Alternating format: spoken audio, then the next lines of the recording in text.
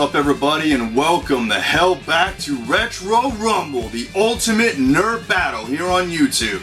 Brought my buddy Tommy the Icy One here, man, as co-pilot, as it were, to help me out with this one.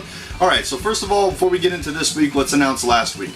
Last week, we had Bad Dudes versus Double Dragon, man. The ultimate kind of street, rumble, beat 'em up, just to see who would come out on top, and I'm actually kind of surprised here, man, that Bad Dudes only got one vote. I mean, I voted for Double Dragon, but I thought Bad Dudes would have more votes than that, so I kind of felt bad.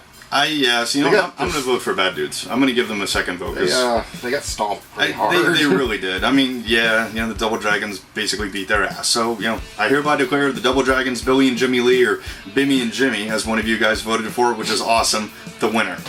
Okay, so on to this week. Well, I thought we would follow up with the success of the R-Wing versus X-Wing video. Thank you, awesome guys and gals out there, for the awesome turnout on that video. Wow, that's a lot of nice comments. There was a lot of great comments. And I thought we would do something kind of akin to that, but this time stay in the realm of video games. So we're going to do, completely video games. So this time we're going to have two very iconic video game ships going head to head.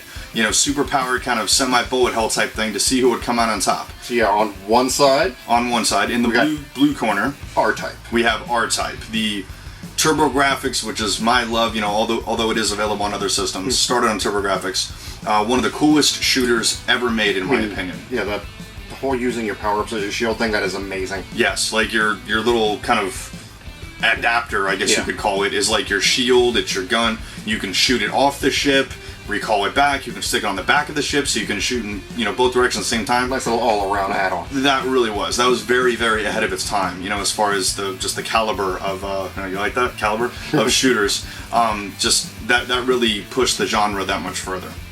And then in the red corner, we've got, the hallmark of Konami, man. One of the greatest shooting franchises ever made. One of the first ones I was introduced to, which would be the Vic Viper from the Gradius series. You guys mostly know it probably from Life Force, which was the two-player version of Gradius. So, to be clear on this one, guys, since there's many versions of the Vic Viper here, since it's been in many different incarnations throughout the video game years, we're going to say that it's the Vic Viper from Life Force. Yeah. Because that one we feel is the most well-rounded. Not to be confused with the second-player ship in that game, because that is the Road British Destroyer. That is not the same ship. A mouthful. It is. It's ridiculous. So the Vic Viper. So you've got the options. You've got Ripple. You've got Laser. You've got Force Field. You've got Speed Up. You got Missiles. You got this whole type of cadre of different power-ups to take on your enemies and take things down. And then on the R-Type side, you've got the adaptability. You can make the thing shoot in both directions. You see that off on its own. Yeah, I mean, it's just you definitely, both sides are really strong in this one, guys. I'm gonna say, like, options, adaptability wise, maybe a little bit more on the R-Type side, but as far as just like raw brute force power, maybe more on the Life Force side, raw add-ons to the ship, with the force field and everything else. So, but that's enough about what we think, guys. We want to know what you think. This is always decided by you, as we always say here on Retro Rumble. No fanboyism. This isn't the franchise versus the franchise, guys. This is somewhere in deep space. The two ships meet. They're going head to head. They're pissed off at each other. Whatever. Which one would win based on technical ability and technical merit? Who would win if they had to face head-to-head? Ladies and gentlemen, without further ado, here on Retro Rumble, let's get it on.